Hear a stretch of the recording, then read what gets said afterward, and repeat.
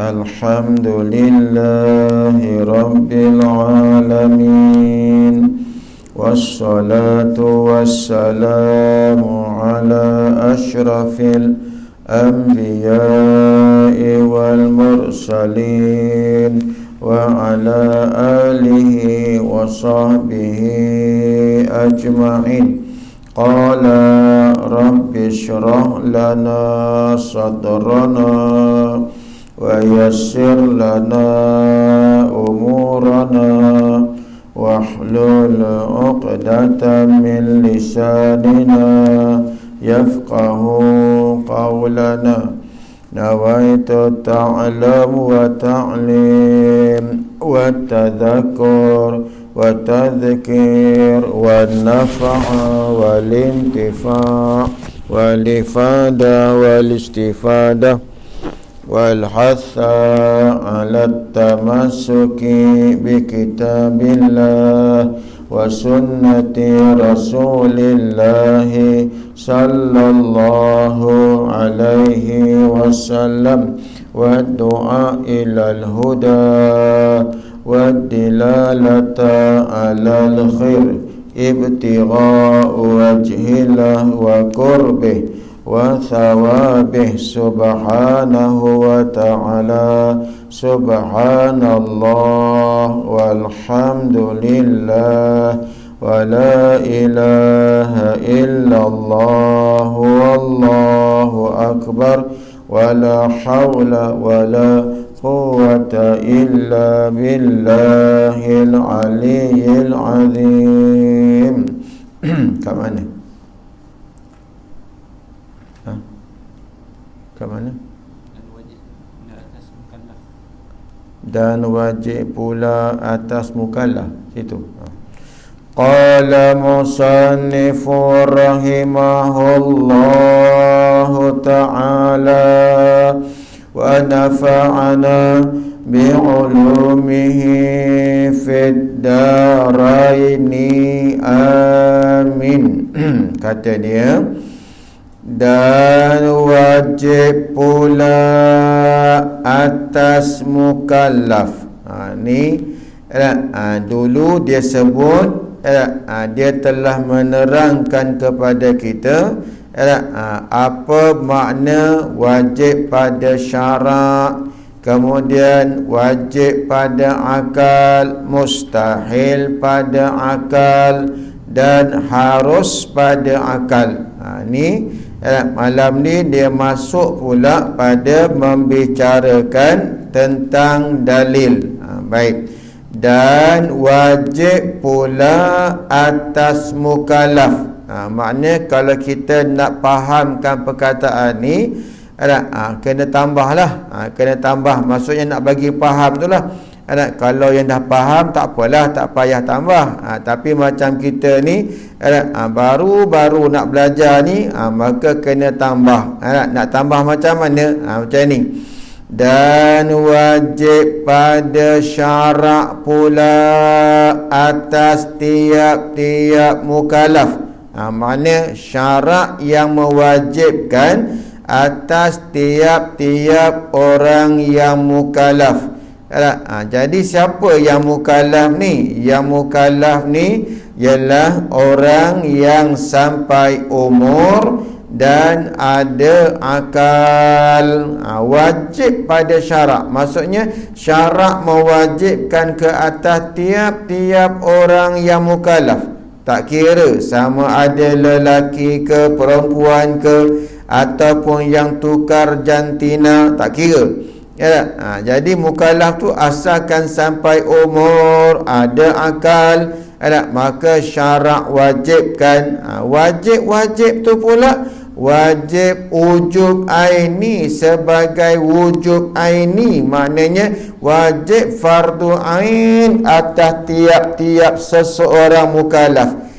Wajib. Apa yang syarak wajibkan? Syarak mewajibkan mengetahuikan dalil atas tiap-tiap sesuatu daripada yang wajib dan yang mustahil dan yang jaiz. Jaiz itu mana yang harus Tiap-tiap satu yang kita nak pegang tentang ketuhanan ni, wajib Tuhan bersifat dengan kudrat, wajib Tuhan tu ada, ataupun mustahil Tuhan tu tiada.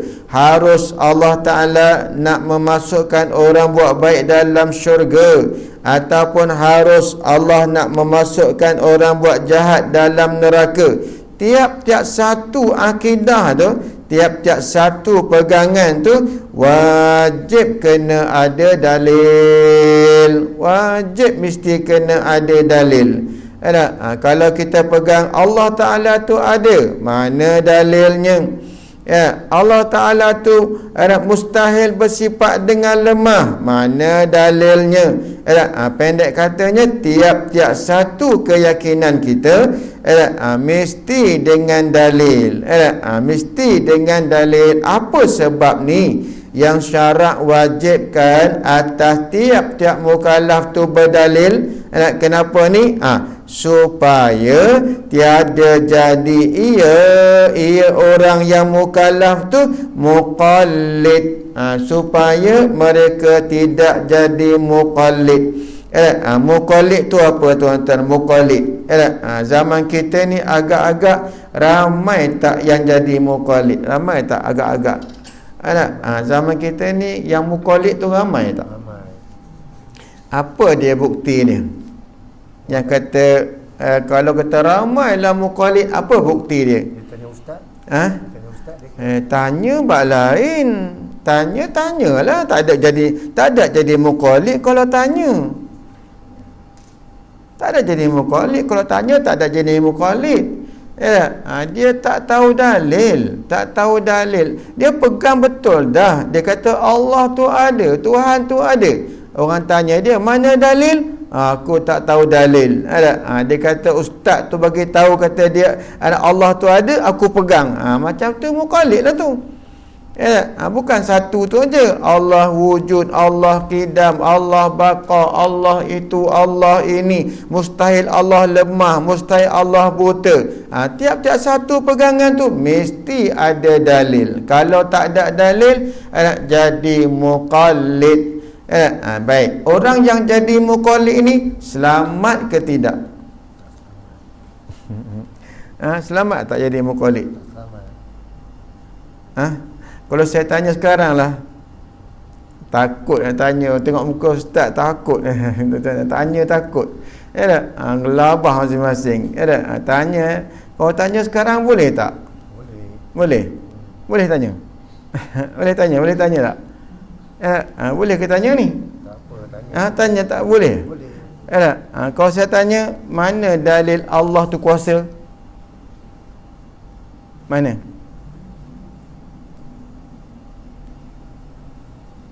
Allah kuasa tak? Mana? Nasib baik. Mana tahu ini kebesaran Allah? Siapa habaq? Siapa bagi tahu? Kat mana? Tapi ramai tak yang tak tahu? Ramai tak yang tak tahu ni? Ramai. Kalau ramai tak selamat lagi ni, tak selamat. Tak selamat sebab iman orang yang muqallid ni ada khilaf ulama. Tengok ya. Baik. Tengok kata dia. Itu kalau dalil Allah tu kudrat, kuasa. Kalau dalil Allah qidam,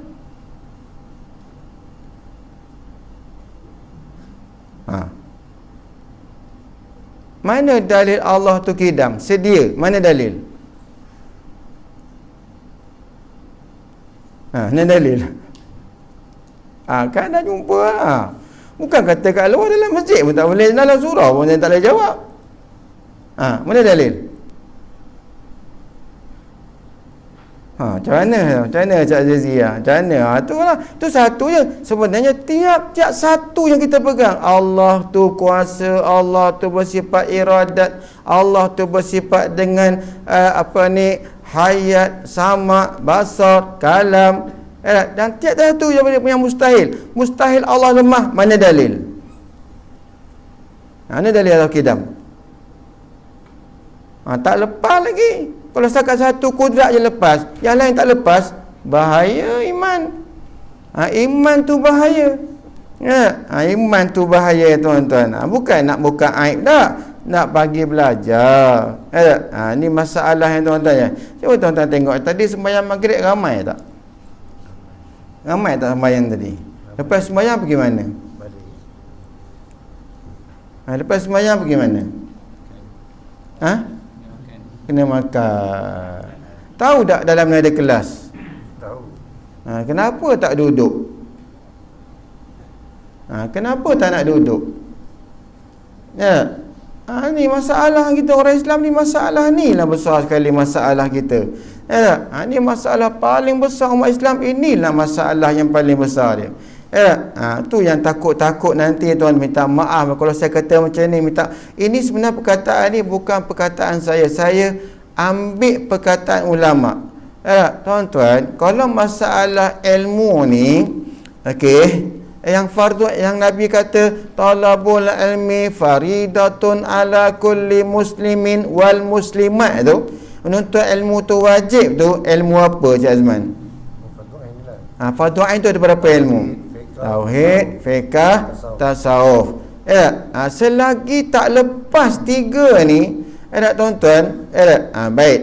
Kalau fiqh, nak tahu ibadat tu sah batal, sah batal, sah ke batal, sah ke tak sah, atau sah ke batal, itu fiqh, ngaji fiqh ni. Kalau ngaji tasawuf, sakat fardu ain tu ialah nak keluarkan sifat mazmumah daripada hati itu. Ada riya, ada takabur, ada ujub, ada macam-macam lah sifat takabur tu kan. Nak keluarkan, nak masukkan sifat redha, yakin, tawakul, nak masuk dalam hati. Itu pada tasawuf. Fiqh tadi nak menentukan ibadat sah batal atau sah ataupun tak sah. Tapi kalau tauhid, apa peranan dia? Tak, kalau fiqh sah batal. Kalau tauhid, kalau tasawuf, nak masuk sifat mahmudah, nak masuk sifat, saya nak keluar ke sifat mazmumah. Kalau tauhid, akibat dia tu dalam inti tauhid ni dua je. Kufur iman. Tu tuan. Kalau tak kerti tauhid ni, takut nanti ulama kata tuan-tuan, mati bangun tengok kita bangun nanti tengok tu kita dihimpunkan bersama dengan orang kafir. Masa tu apa nak kata? Sebab iman tak sah. Bila iman tak sah tuan-tuan sebab nanti di akhirat yang diperlakukan nanti di akhirat, Islam ke iman? Yang diperlaku nanti di akhirat, ada tak bicara Islam lagi? Tak ada. Yang bicaranya apa? Bicaranya soal iman. Kalau iman tak sah, automatik kafir, automatik bersama-sama kapasing Ronnie Liu, Tracy Hakok. Kalau mereka tu kafir sampai matilah. Tengok ada pula Barack Obama depan kita pula. Aduh, macam mana nak buat?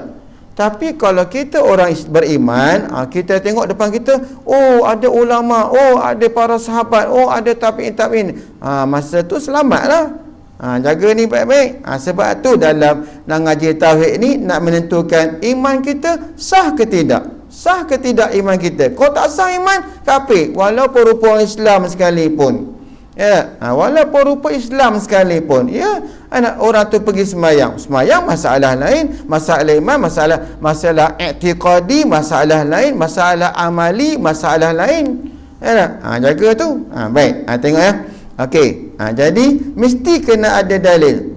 Kalau masuk mengaji senang aja, faham dan masalah dalil ni senang je, lepas je fardu ain. Yang masalahnya tak nak mengaji, tak nak duduk dalam pengajian. Minta maaf ni tuan-tuan. Ada pasien orang yang tak nak duduk dalam pengajian, tapi nak keluar dakwah 3 hari lah, 40 hari lah, minta maaf, tapi ngaji tak nak.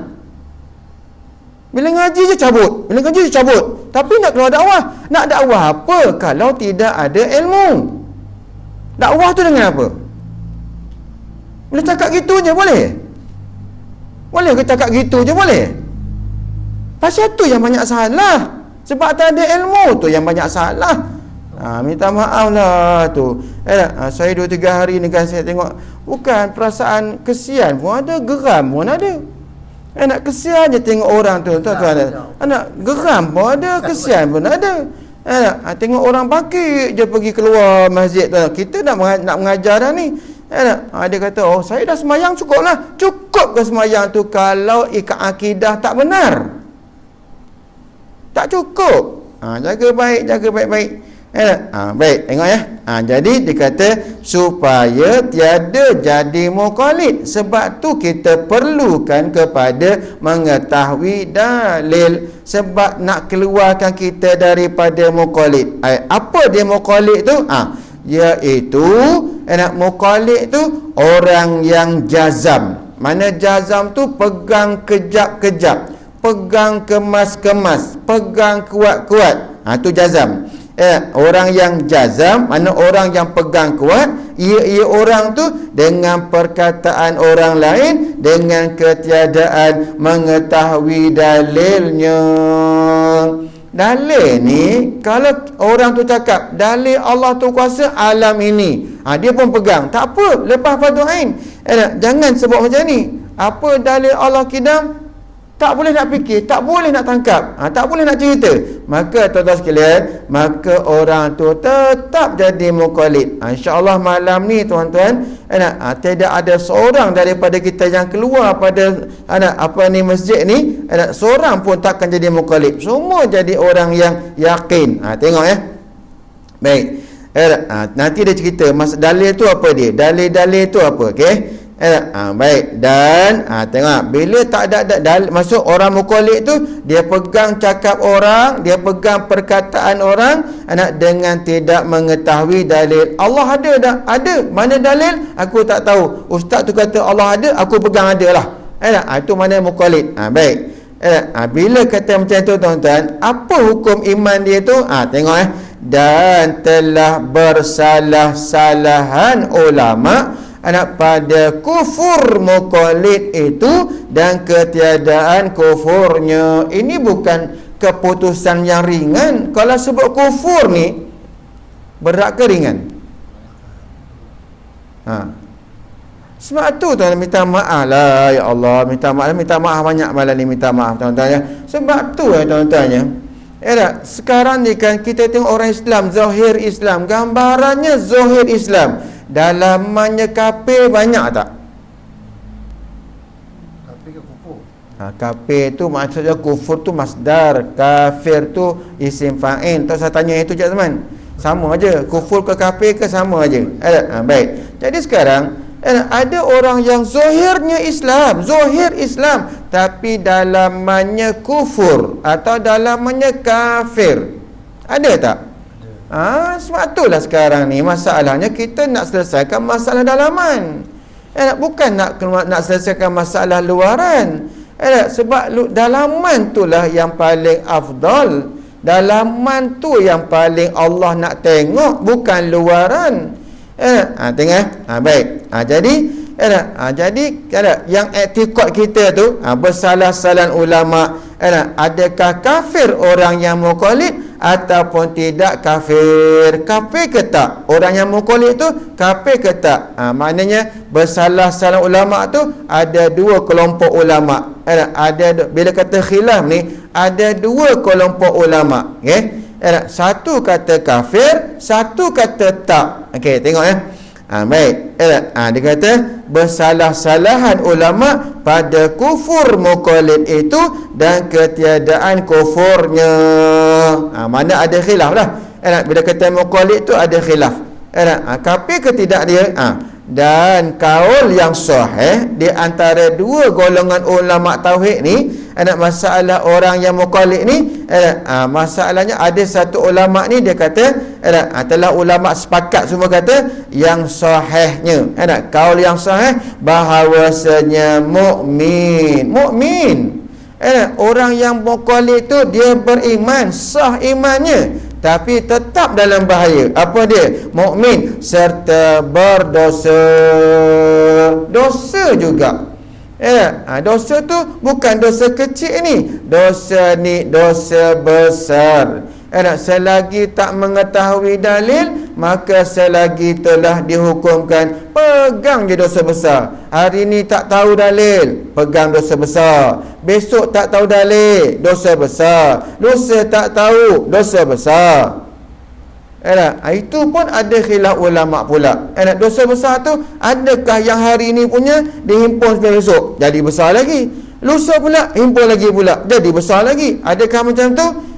Maka ulama kata tak. Dia kata dosa besar hari ni pasal tak tahu dalil tu, mukallid tu, bawa besok. Besok tak boleh, tak kerti lagi, bawa lusa. Lusa tak boleh, bawa tulat. Bawa sampai bila? Sampai dia meninggal dunia, memikul dosa besar. Sebab itu tuan-tuan, faham kitanya sekarang ni, dosa ni Cik Azman, adakah buat maksiat saja?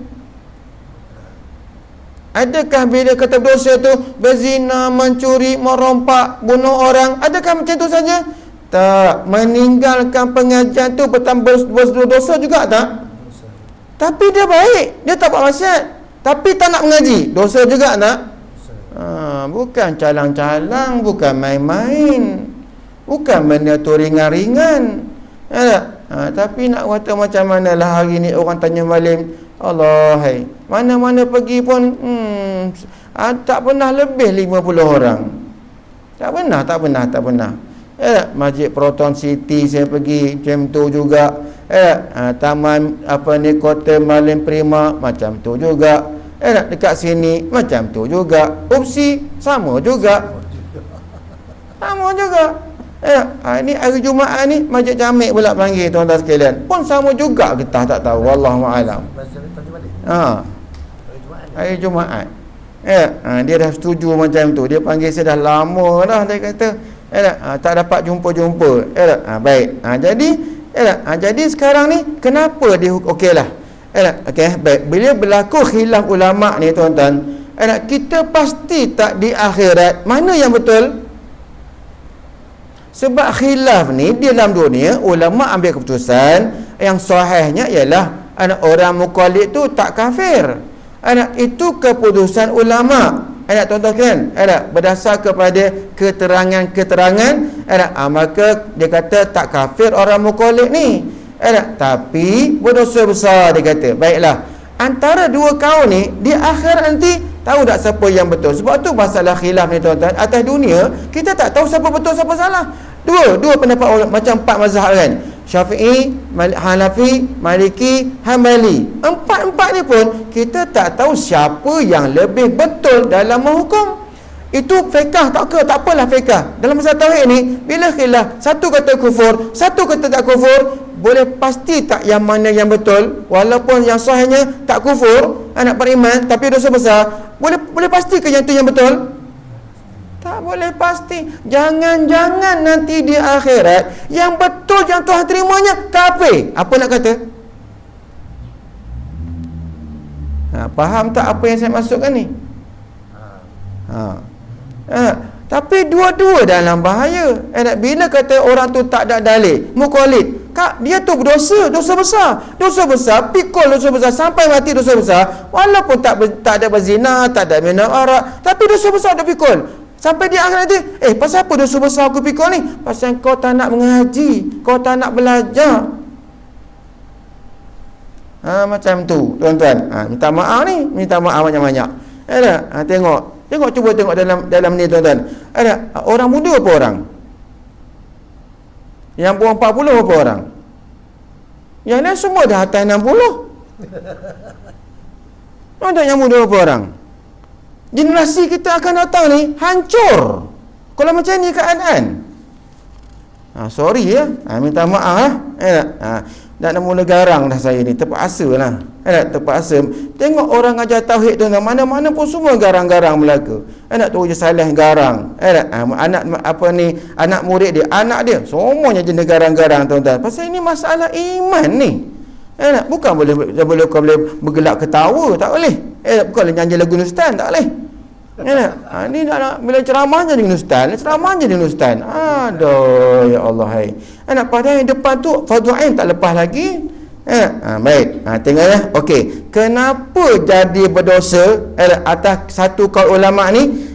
Dosa dengan sebab meninggalnya mukallid akan belajar dan fikir bicara. Kalau dia tinggalkan belajar, tak nak belajar. Sebab tu jadi berdosa. Itu dalam masalah tauhid, tuan-tuan. Kalau masalah fiqh pula, kalau orang tak belajar, tak ada ilmu, tuan-tuan. Dia tak ada ilmu, dia tak belajar, tuan-tuan. Ibadat terima ke tak? Walaupun dia semayang, memang dia semayang. Sampai bulan Ramadan, memang dia puasa. Ada harta, memang dia keluar zakat. Tapi dia tak pernah belajar tentang masalah semayang ke nak puasa. Tak pernah belajar. Sampai masa dia puasa, sampai masa dia nak keluar zakat, sampai masa pergi haji, tuan-tuan sekalian. Tapi tak pernah belajar. Maka ulama kata, tuan-tuan, orang macam ni ibadat dia ditolak, diterima oleh Allah. Bangun nanti masa terima suratan amalan, buka buku tu, satu pun tak ada, kosong. Padahal atas dunia dulu dia semayang, dia puasa, dia bayar zakat, dia pergi haji, buka satu pun tak ada amalan. Nak tanya tuan-tuan, ya Allah, dulu aku semayang juga. Kau semayang tapi jahil. Malaikat jawab, kau semayang tapi jahil, kau buat ibadat tapi jahil. Itu nasib baik kalau akidahnya betul. Kalau akidahnya tak betul, engkau kafir. Apa nak kata? Allah. Itulah kita, tuan-tuan. Sebab itulah pastikanlah kita punya anak, isteri dulu. Sebelum dapat anak, isteri dulu. Isteri kita tu selesai ke tak fardu ain? Kalau tak selesai, tuan-tuan, fardu ain isteri tu adalah, tuan-tuan, masa saya adalah satu tempat saya mengajar, tuan-tuan. Tengok ke isteri perempuan tu, suami dia hebat juga. Ke mana ke sana ke sini dengan anak qasidahnya, dengan maulidnya begitu gini. Tak, isteri dia tanya, Ustaz, darah haid tu berapa hari sebenarnya, Ustaz? Saya macam nak tanya, kau tak pernah keluar haid ke? Apa nak pindah dah ni? Dia tanya sebenarnya berapa hari. Dia tak tahu haid tu sebanyak-banyak haid berapa hari, sekurang-kurang haid berapa hari, segolek-golek haid berapa hari. Dia tak tahu. Bila tak tahu, mana berdosa tak suami? Tak ajar dia. Cuk, dah kahwin dah? Belum. Dah kahwin dah? Belum juga. Bila nak kahwin ni? Takut kiamat-kiamat langsung tak rasa kahwin. Langsung tak merasa menikah. Kiamat-kiamat pasal apa ni? Tak nikah lagi pula. Tengok. Okey, baik. Jaga. Fikir bicara tu apa dia? Kita fikir tentang dalil, tentang ketuhanan. Sebab tu Cik Azman, sebab tu bila sebut pengaji tauhid ni, dia mesti sebut hukum akal. Kenapa? Sebab yang wajib dia gini sebenarnya ngaji tauhid ni asalnya tak wajib, tapi wajib dengan wasilah, wajib dengan perantaraan. Yang wajibnya nak mafhum daripada hadis. Ini Sayyidina Ali yang perkataan ni, yang kata awaluddin ma'rifatullah tu, ada kata bukan hadis, ada kata mafhum hadis. Tapi yang saya pasti ialah bukan hadis, tapi mafhum daripada hadis. Siapa ambil? Sayyidina Ali yang kata macam tu. Awaluddin ma'rifatullah, awal agama tu mengenal Allah. Sekarang yang wajib pada kita sekarang ni adalah apa? Mengenal Allah. Awaluddin ma'rifatullah. Habis nak kenal Allah Ta'ala dengan apa? Dengan sifat kesempurnaan Allah lah. Nak kenal Allah tu dengan apa? Melalui apa? Sifat 20 lah. Belajarlah kan? Belajar. Jadi belajar sebabkan nak kenal Tuhan tu, mengenal Tuhan tu wajib. Maka belajar mengenal Tuhan tu hukumnya wajib. Itu namakan wajib wasilah tu, wajib dengan perantaraan tu. Kalau ada orang tak mengaji sebab 20 boleh kenal Allah, silakan. Ada tak? Ada tak orang yang tak mengaji tauhid tapi kenal Allah? Kalau dakwaan saja dia kenal Allah dengan tak ngaji tauhid tu, dengan duduk kedai tom yam tu, duduk kat kedai apa ni yang kena apa rumah makan tu, duduk pagi sampai malam tak nak ngaji-ngaji, kalau kenal Tuhan silakan. Duduk tuan-tuan kat kedai makan tu berjam-jam duduk, sehari semalam saya suntuk duduk kat kedai makan tu. Kau ni buat apa ni? Aku tengah fikir Tuhan. Kalau ada yang mengenal Allah tanpa mengaji tauhid, silakan. Tapi soalnya ada ke tak? Ada tak Zee? Ada. Agak kat Tanya Walin ada kot. Kat Ketoyong mana? Tak ada. Tak ada. Kalau tak ada, ngajilah wajib. Sebab kalau dakwah aku dah kenal Tuhan dah. Saya pernah jumpa tuan-tuan satu orang dia. Apa susah sangat ustaz ngajar tauhid, dia kata. Bukan sampai kita tak kenal nama Allah tu, nama Tuhan tu Allah. Kau ni lah, saya jawab. Kau tak tahu masalah tauhid tu bukan tahu nama Tuhan saja. Kalau kau kata nama Tuhan tu Allah, toke kat Tanjung Mali ni tahu tak nama Tuhan tu Allah? Tahu tak? Ini Tuhan Allah punya kerja. Ini toke judi dekat Genting Highland tu. Dia kata ini Tuhan Allah punya kerja. Dia kena Tuhan tak?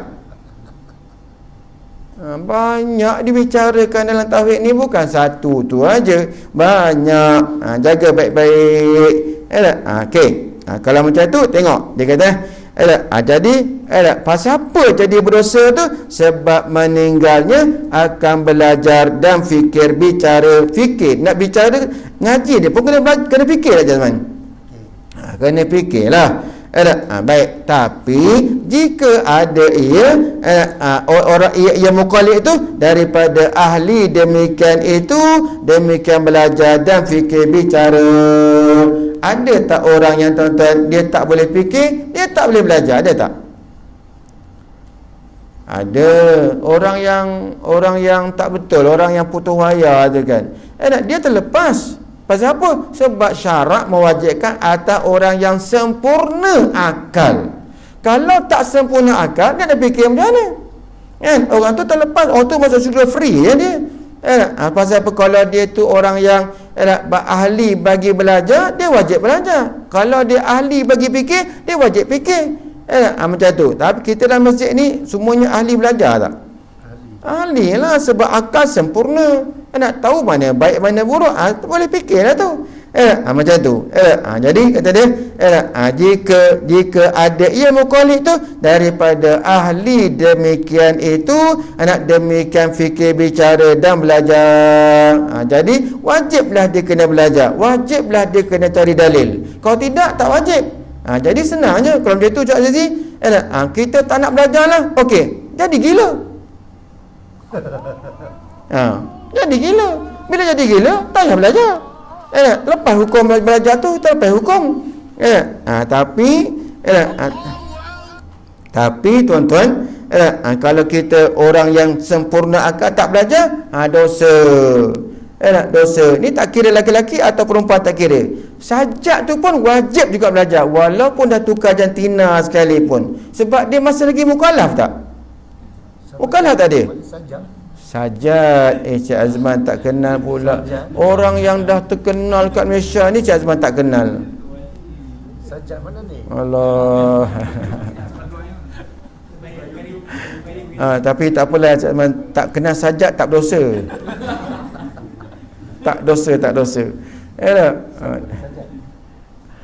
Cik Azman balik nanti, type dalam Google sajat. Dia keluarlah siapa dia. Betul, keluarlah orang terkenal tu. Safi alias tu sama juga kan. Tukar jantina dia tuan-tuan sekalian. Dalam Malaysia ni banyak tukar jantina Cik Azman ni, banyak. Yang tukar, dia lelaki, potong alat kelamin dia, buat alat kelamin perempuan. Makan hormon macam perempuan tuan-tuan. Dia pun mukallaf juga tak? Mukallaf juga, walaupun tukar jantina sekalipun, wajib dia belajar tauhid. Masalah tukar jantina berdosa yang tu masalah lain. Ini masalah nak membenarkan iman.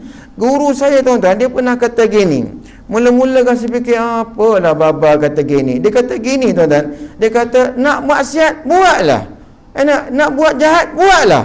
tapi jaga akidah kamu. Dia kata macam tu. Maknanya tuan-tuan, kalau buat jahat sekalipun, tapi bila akidah dia betul, iman dia betul, tuan-tuan sekalian, ada peluang tak masuk syurga. Tapi kalau sembahyang lebam dahi, puasa, Isnin Khamis tu puasa saja tuan-tuan sekalian, mana ibadat tu buat, tapi iman tak betul, akidah salah, dia pegang Tuhan duk atas aras, kafir juga tak tuan-tuan?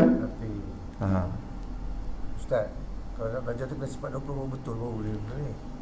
Dia sebenarnya sifat 20 dia tak Cik Azman bukan wajib kita nak kenal Tuhan dengan sifat 20. Ada jalan lain. Macam contoh sahabat dulu tak ngaji sifat 20 macam kita ni, tapi mereka tu ada cara tauhid mereka. Para sahabat ada tauhid cara mereka.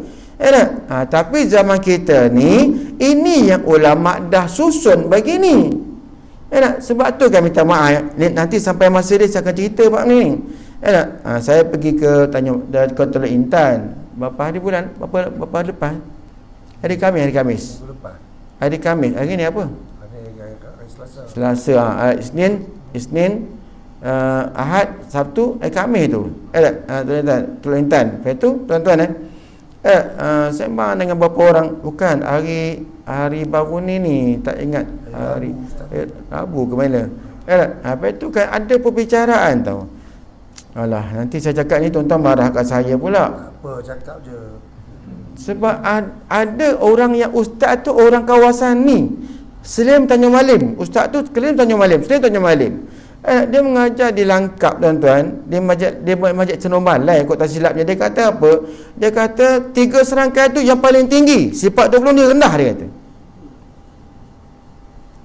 Cik Aziz kenal orang tu yang kata tu.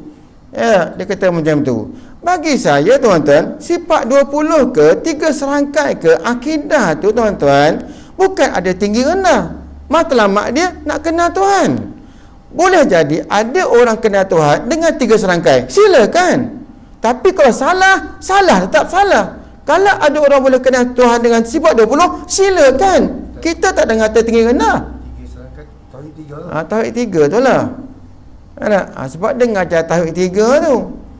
Jadi dia kata tauhid 3 serangkai ni paling tinggi, dia kata. Sifat 20 ni untuk budak-budak je, dia kata. Dia kata macam tu. Pada saya tuan-tuan, asalkan kita nak belajar tauhid, jalan apa sekalipun kenal Tuhan, sudahlah, cukuplah macam tu lah. Tak ada tinggi rendah tak ada. Dia kata macam tu. Sifat 20 ni untuk orang zaman dulu-dulu je. Zaman sekarang kena 3 serangkai. Oh, Masya Allah, tabarakallah. Saya macam nak jumpa, nak tanya dia. Saya macam nak tanya, tuan-tuan tahu tak sejarah 3 serangkai tu macam mana? Sejarah 3 serangkai tu, kurun yang keberapa baru ada 3 serangkai tuan-tuan sekalian? Yang buat 3 serangkai tu ialah kurun yang ke berapa tak? Ke 10 ke atas rasanya. 10 ke atas. 3 serangkai. Sifat 20 ni kurun yang keempat, kurun yang kelima. Ulama kurun yang kelima. Lebih baik ulama kurun kelima daripada ulama kurun yang ke-10 tu. Dia kata macam tu pula. Baik. Jadi sampai masa nanti saya terang beliau tuan-tuan, sahabat macam mana akidah dia. Kalau orang tu kata kami ni pegang salafi, sahabat punya, salah kalau kata macam tu tuan-tuan. Pasal apa? Sebab sahabat ni tak pernah mempersoalkan ayat yang mutasyabihat, dan dia diam je ayat mutasyabihat. Nanti sampai masa dia sampai, insya-Allah sampai tang sampai mukhalafatuhu ta'ala al-hawadis, nanti saya terangkan tuan-tuan. Baik. Jaga ni, bahaya. Kat Tanjung Malim ni pun ada ustaz tu ngajar, tapi saya tak tahu kat mana lah. Dia ngajar, dia kata macam tu. Nak berdepan, saya macam nak berdepan je, tapi buat perpecahan saja. Saya pernah berdepan dengan dia. Saya kata tauhid 3 tak betul. Marah dia kata saya. Syekh Azman kata tak ada tempat pegang. Nak kata dia mesti kena tempat pegang. Kenapa tak betul? Taman tak betul. Dia kena macam tu. Dia kata tak betul. Memanglah orang marah. Cuba je, tak betul. Tak mana tak betulnya? Dekat sini dia kena macam tu. Dia tak boleh kata macam tu terang-terang. Dia kena tengok tak mana yang salah, tak mana yang tak betulnya, kena cakap macam tu. Tapi bagi dia tu sifat 20 ni rendah lah. Padahalnya sifat 20 ni kurun yang keempat, yang kelima tu. Selepas Rasulullah Quran keempat, masa itulah lahirnya Abu Hasan Asy'ari Maturidi. Tapi kalau si yang 3 serangkai tu, yang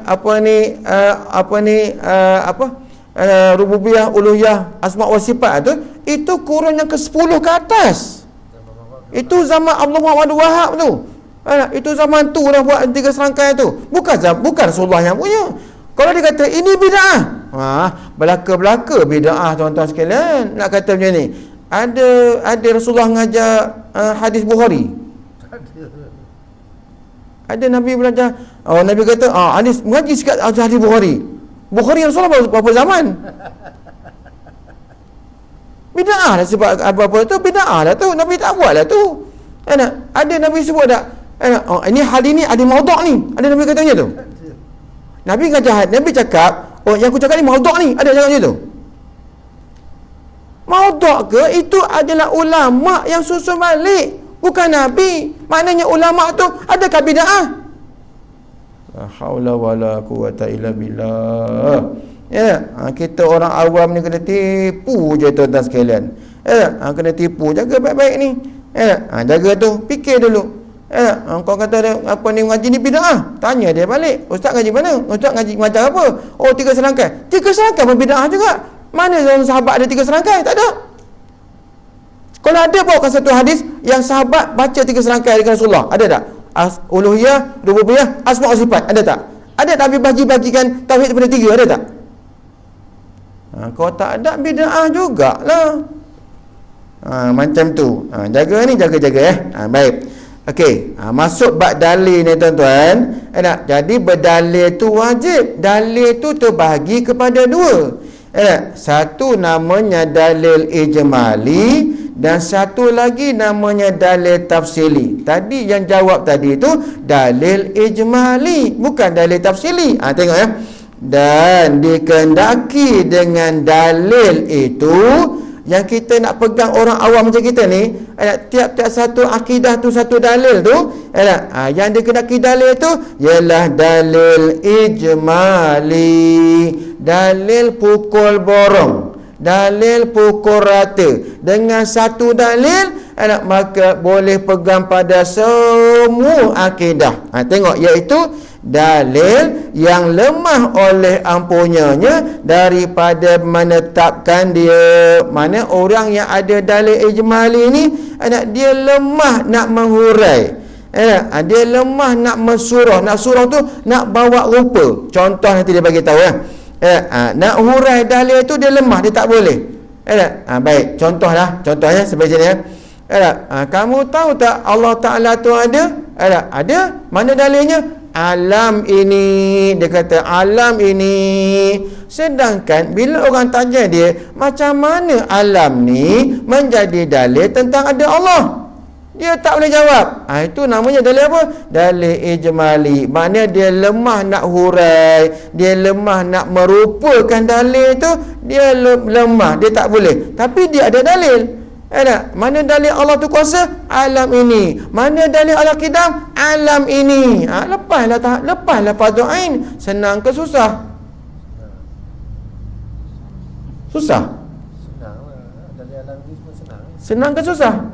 Saya tanya, mana dalil kidam? Alam ini. Alam ini. Mana dalil wujud? Alam ini. Mana dalil baqa? Alam ini. Bukannya susah. Yang susahnya apa? Yang susahnya tuan-tuan, nak duduk lepas maghrib tu yang susah. Nak duduk ngaji lepas maghrib tu yang susah tuan-tuan. Yang itu yang susah. Yang itu yang panggil. Siapa panggil tu? Kedai tom yam tu panggil, mamak tu panggil. Itu yang susah. Nak duduk tu susah. Bila dah mengaji tuan-tuan, sekarang senang tak? Allah wujud, qidam, baqa, mukhalafah, mukhalafah dia kiamat bersih, wadaniyah, qudrat, iradat, ilmu, hayat, sama, basar, kalam, kaunu qadiran, kaunu muridan, kaunu aliman, kaunu hayat, kaunu sami'an, kaunu basiran, kaunu mutakaliman. Semua dalil tu dengan satu dalil sudah melepaskan orang tu jadi muqallid. Mana dia tak jadi muqallid dah lah. Sahlah iman dia. Satu je dalil dia. Mana Allah dalil kidam? Alam ini. Mana dalil baqa? Alam ini. Mana dalil qudrat? Alam ini. Selesai masalah. Sedangkan kalau korang tanya dia, apa kaitnya alam ini dengan kidam Allah? Tak boleh jawab. Tak apa. Macam tu. Itu dalil ijmali. Senang ke susah? Cuba tak duduk tadi. Cuba keluar tadi. Cuba tanya yang keluar tu. Boleh jawab tak? Bukan marah ni tuan-tuan, tapi Allah geram pun ada, kesian pun ada. Ya, tengok orang keluar masjid tadi ni, Allahu Akbar, Masya Allah, Tabarakallah. Hai. Ya, sebab itulah tuan-tuan kena duduk. Sebab tu kan tuan-tuan yang minta maaf ya. Islam hari ni kan yang kita pegang hari ni, Islam yang kita pegang ni sebenarnya pure ke ataupun palsu lah sekarang ni? Palsu. Kata macam tu orang marah tu. Zaman kita ni tuan minta maaf, zaman kita yang kita berada zaman ni tuan-tuan kita genggam Islam tu macam genggam bara api. Genggam bara api ni panas nak lepas ke tak? Ini Islam ni nak lepas ke tak? Genggam juga. Sakit pun sakit lah. Tapi tuan-tuan, banyak tak orang yang lepaskan Islam? Banyak. Sebab tu yang banyak yang tak tutup aurat, banyak yang tak nak mengaji, itu pasal tak lepas nak genggam. Genggam panas. Genggam Islam tu panas. Sebab tu jadi macam tu. Macam kita ni, kita genggam juga. Walau susah macam mana, kita genggam juga. Panas macam mana pun, genggam juga. Macam tu. Jaga baik-baik ni. Jaga sungguh-sungguh ni tuan-tuan. Lepas tu lah anak, isteri kita jagalah. Jaga-jaga. Sebenarnya PKP yang kita hadapi sekarang ni kan, masih ringan. Masih ringan. Walaupun dulu tak boleh keluar rumah, tak boleh lentas padan, tak boleh gitu, tak boleh gini, duduk rumah aja. Telur tu habis, beli 2 tray habis, 3 tray habis, Maggi habis, makan je lah rumah tuan-tuan. Tapi zaman Dajjal, PKP lagi dahsyat pada zaman sekarang ni. Zaman Dajjal nanti makanan pun tak ada, nak keluar tak boleh zaman tu tuan-tuan. Kalau kita tak siapkan fizikal anak kita, mental anak kita, isteri kita, macam mana nanti nak menghadapi Dajjal tuan-tuan sekalian? Dajjal tak lama dah ni. Takut-takut kena zaman kita ni tuan-tuan. Tentu Dajjal dah banyak dah. Okey. Dalil ijmali. Maksud dalil ijmali itu dalil yang lemah, yang tak mampu oleh empunya dalil itu nak menghuraikan, nak menetapkan, dia tak mampu. Segala syubhah yang didatangkan atasnya atas empunya dalil. Dia nak hurai. Orang tanya dia pun tak boleh jawab. Tapi dia ada dalil alam ini. Mana dalil Allah Qudrat? Alam ini. Semuanya alam ini, alam ini. Seperti contohnya dikatakan baginya, apa dalil engkau atas ada Allah? Mana dalil kamu tentang ada Allah ni? Maka berkata ia orang muqallid tu, alam ini, bukan orang muqallid, orang lah, seseorang lah. Dia kata alam ini, dan lemah ia. Lemah orang yang ada dalil ijmali ni daripada menyatakan jalan. Macam mana jalan menunjukkan alam ini atas ada Allah Ta'ala? Macam mana? Tapi dia tak kuasa. Ataupun dia kata atas ada Allah Ta'ala itu, atau kuasa ia atas menyatakan akan dia akan dalil itu, akan jalan tu. Tetapi jika datangkan iktirad, soalan-soalan, bangkangan-bangkangan, tu iktirad tu bangkangan-bangkangan atasnya, atas punya dalil ijmali, tiada kuasa ia atas menghuraikan dia akan iktirad. Iktirad tu mana bangkangan-bangkangan atas jalan, atas wajah yang dituntuti. Jadi keluarlah ia, keluarlah ia. Hilang dah muka surat.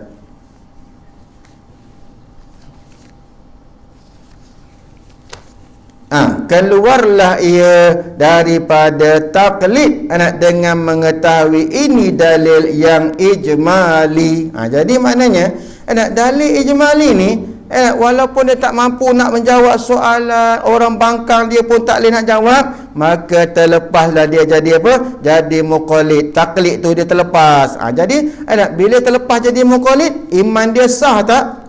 Sah. Bahaya ke tidak? Tak dah. Lepaslah dia. Senang je tak? Senang ke susah?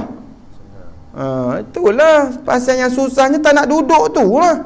Nak duduk-duduk mengaji, nampaklah tuan-tuan, ini tak nak duduk langsung pula dah. Jaga baik-baik. Tengah Okey, itu dalil ijmali. Okey. Dalil yang kedua, dalil tafsili. Dalil ijmali ni wajib atas tiap-tiap orang yang mukallaf, laki-laki ataupun perempuan, tak kira.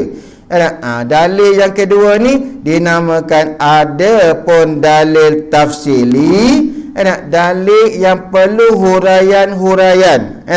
Maka iaitu dalil tafsili itu dalil yang dikuasakan atas menetapkan dia dan menghuraikan segala syubhah yang didatangkan atasnya. Jadi mana dalil tafsil ini, orang yang ada dalil tafsil ini kan, dia mampu nak menghurai, dia mampu nak mensurah, nak merupakan dalil, dan dia mampu nak cerita jalan, dan dia mampu jawab segala syubhah orang tanya tu, dia mampu jawab. Yang ini tuan-tuan sekalian, dalil tafsil ini fardu kifayah atas tiap-tiap orang Islam. Maknanya tiap-tiap perjalanan yang boleh qasar, jamak qasar semayang, qasar bukan jamak, perjalanan yang boleh qasar semayang, maka tiap-tiap perjalanan tu mesti ada satu orang yang mampu untuk berdalil dengan dalil tafsili. Contohnya, katalah tuan-tuan, okey, kalau ke utara, daripada Tanjung Malim ke utara, setakat mana yang boleh dikosarkan semayang tu? 90 km. Sampai mana? Sampai Kuala Kangsar. Jauh. Sampai Gopeng. Daripada Tanjung Malim sampai Gopeng. Perjalanan tu daripada Tanjung Malim, jumpa Slim River, jumpa Sungkai, jumpa Bido, jumpa Tapah, jumpa Kampar, jumpa Ipoh, sebelum Ipoh tu Gopeng. Okey, perjalanan tu ada tak ulama, sepanjang perjalanan tu ada tak ulama yang boleh berdalil tafsili? Ada tak?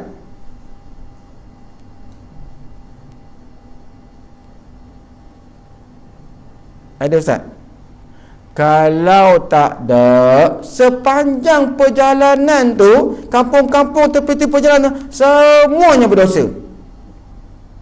Begitu juga ke selatan. Dari selatan, okey, sampai ke mana yang 90 km? Rawang. Bangi. Dengkil.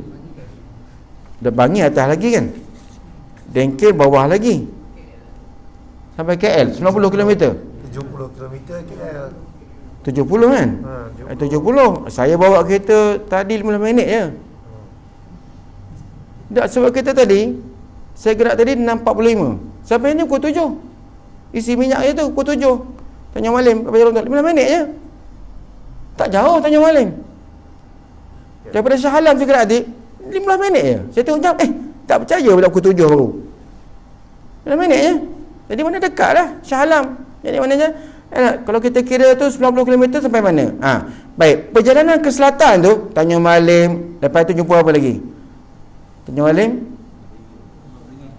Lemah Beringin, Kelompang Kelompang ke Beruntung, jumpa tu. Okey, perjalanan tu ada tak ulama yang boleh berdalil dengan dalil tafsili? Kalau tak ada, sepanjang perjalanan tu hukumnya berdosa. Utara, selatan, timur, barat, macam tu lah. Ada tak? Ada agak-agak? Ada tak? Saya rasa ada. Zaman kita ni ada. Tapi zaman akan datang saya tak tahulah. Kalau ulama pun dah banyak yang mati tak berganti. Ulama ni bukan macam pokok pisang. Ulama macam pokok pisang ni tu dah. Pokok pisang tu kita tebang, dia tumbuh pula. Ada anak dia. Tapi tuan ulama ni tuan-tuan, patah-patah mati-mati tu nak ganti macam ulama tu tak mampu dah tuan-tuan.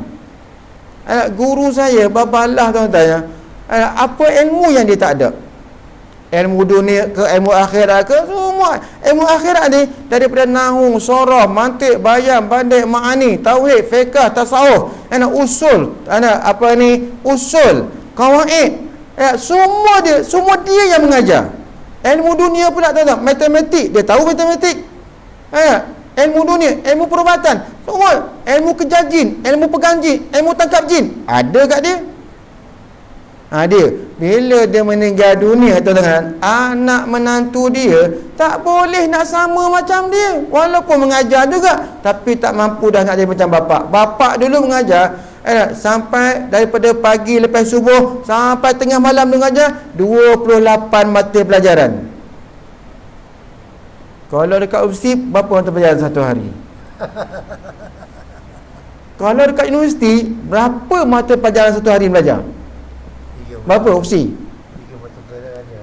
Ha? 3 je? Ya, fizik model, fizik Asas? asas, dengan mekanik. 3 lah. 3 je satu hari. Lepas tu Lepas tu tak mengajar lah. mainlah budak-budak kan. Main lah. Kami tak mampu, kami tak boleh main dah. Daripada lepas subuh tu, bila start mengajar, baba mengajar je sampai pukul 2 pagi. 28 buah kitab. 28. Cuba bayang tuan-tuan macam mana. Orang pondok macam mana dia belajar macam mana. Universiti ni saya bukan nak lekeh universiti, tapi universiti macam tadi katalah, kalau pas fakulti agama pun ngaji sikit-sikit, cedok. Kata dia punya, buat tesis dia punya, padahal cedok orang punya. Ya Allah, hai. Minta maaf lah kalau tuan-tuan ada pensyarah ni, saya minta maaf lah. Saya minta maaf banyak-banyak. Pasal apa? Sungguh banyak budak tu rehat je, ke hulu ke hilir, naik motor sini, makan sana, makan sini. Pasal apa? Kelas tak ada. Kami tak sempat nak masak nasi, tak sempat. Nak masak nasi tak sempat, tuan-tuan. Masak nasi, tuan-tuan, sambil masak nasi tu bukan pakai dapur gas ke, pakai dapur arang. Nak menyalakan arang tu pula, oi, berdener biji mata dengan asapnya. Itulah kami dulu, tuan-tuan sekalian. Bukan pakai gas. Pondok bukan ada gas. Baik. Jadi fikirlah, dekat Tanjung Malim ni ada tak orang yang boleh berdalil dengan dalil tafsili? Ada tak? Ada, Ustaz? Ada. Ustaz Anas. Lagi? Ustaz Anas bukan orang sini, orang Kedah. Dia balik siapa lagi nanti? Ustaz Aziz ada? Azizi boleh? Tak Azizi kena ngaji lah. Kena ngaji sampai boleh berdalil dengan dalil tafsili ni. Boleh hurai, boleh kalau orang tanya pun boleh jawab. Macam ni, tuan-tuan. Saya pernah jumpa satu budak Melayu tapi pakai cross. Dia pakai cross. Saya tanya dia dalam bas. Masa tu saya daripada KL, daripada Cokek, bukan Cokek, apa nama tu, Pudu Raya tu, naik bas dengan dia. Dia duduk sebelah saya. Dia tepi tingkap, saya duduk tepi sebelah sini. Melayu tapi pakai cross. Sampai ke Kedah, tuan-tuan sekalian. Dia belajar dekat universiti mana tak tahulah, tapi pakai cross. Saya tanya dia, kenapa macam ni? Dia kata, saya yakin akhir zaman ni Kristian yang akan kuasai, dia kata. Yang betul is Kristian, dia kata. Kenapa? Sebab Nabi Muhammad tak bangkit dah, dia kata. Nabi Muhammad tak bangkit. Yang bangkitnya Nabi Isa. Maknanya Nabi Isa tu Nabi bagi orang Kristian, dia kata. Tengok. Okey, nak jawab macam mana? Nak jawab macam mana dengan dia ni? Nabi Isa ikut syarat Muhammad juga. Nak jawab macam mana? Macam mana, tuan? Saya jawab, tuan-tuan kat dia dengan tuan-tuan, saya kata, Nabi Isa tu pun sendiri, bila dia bangun nanti ni, dia amalkan Kristian ke apa ni, dia amalkan Injil ke, atau dia amalkan Quran? Mana bukti? Kita sebut dia amalkan Quran, mana bukti? Kalau Cik Azman fikir macam mana bukti? Lepas itu saya cakap yang tu kan, dia terfikir lama. Injil, kalau Nabi Isa bangkit nanti ni, dia nak pegang Injil yang mana? Masyarakat Kristian pada hari ni berpecah dengan Injil yang banyak. Ada Matius, ada John, ada Luke, apa lagi? Ada New Testament, Old Testament. Nabi Isa bangkit nanti ni, pening dia pegang masa tu ni. Kristian ni macam-macam dia pegangan dia. Itulah bukti dia pegang Quran macam mana pun tak ada siapa yang boleh selamatkan Quran. Tak boleh. Sebab Allah jaga Quran, tuan-tuan sekalian. Tapi Injil ni, Nabi Isa bangkit-bangkit, kalau pegang Injil, ada yang Protestan, ada yang apa lagi, Katolik.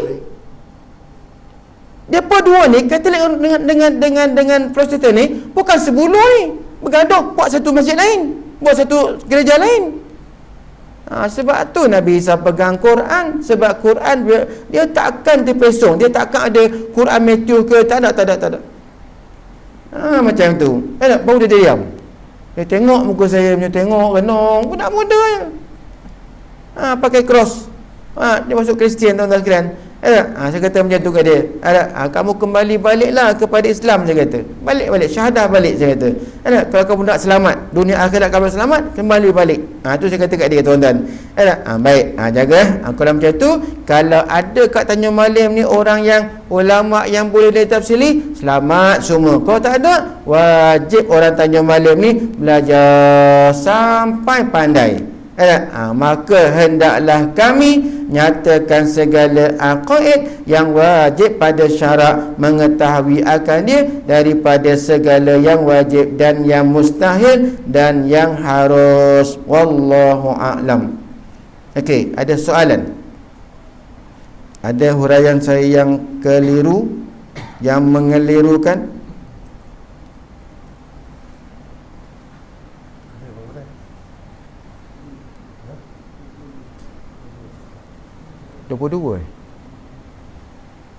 Ada soalan? Apa nak tanya? Ada nak minta keterangan lagi? Tak semua boleh faham? Boleh faham? Duduk mana? Sini. Asal Teluk Intan. Kat mana Teluk Intan? Jalan Manggis. Beli kitab. Jangan tinggal. Wallahu a'lam. Tak ada? Boleh faham? Baik. Wallahu a'lam bissawab. Bismillahirrahmanirrahim. Alhamdulillahirabbil alamin wassalatu wassalamu ala asyrafil anbiya'i wa mursalin wa ala alihi wa sahbihi ajma'in. Allahumma ya azimas sultan, ya qadiman ihsan, ya daiman ni'am, ya kasirajud jud, ya wasi'al ata', ya khafiyal lutuf, ya jami' sana', ya haliman la ya'jal. Salli rabbi ala sayyidina Muhammadin wa alihi wa sallim wa radha sahabati ajma'in. Allahumma lakal hamdu syukra wa laka manu fadla wa anta rabbuna haqqa wa nahnu abiduka riqa wa anta lam tazal zaka ahla ya misyara kulli asir wa ya jabira kulli kasir wa ya sahiba kulli farid wa ya mughniya kulli faqir wa ya muqawwiya kulli da'if wa ya ma'mana kulli mahib. Yassir alaina kulla asir fa tasir rasi alaika yasir. Allahumma ya man la yahtaji la bayan wa tafsir hajatuna kathir wa anta alimun biha wa khabir. Allahumma inni akhafu minka wa akhama yakhafu minka wa akhafu ma la yakhafu minka. Allah bihaqqi ma yakhafu minka najina mimman la yakhafu minka. Allah bihaqqi sayyidina Muhammadin ahrasna bi'ainika lati la tanam wa qulubna bika nafika ladhi la yuram warhamna bi qudratika alaina wa la nalqata suqatana wa raja'una wa sallallahu alaihi Muhammadin wa alihi wasallam walhamdulillahi rabbil alamin.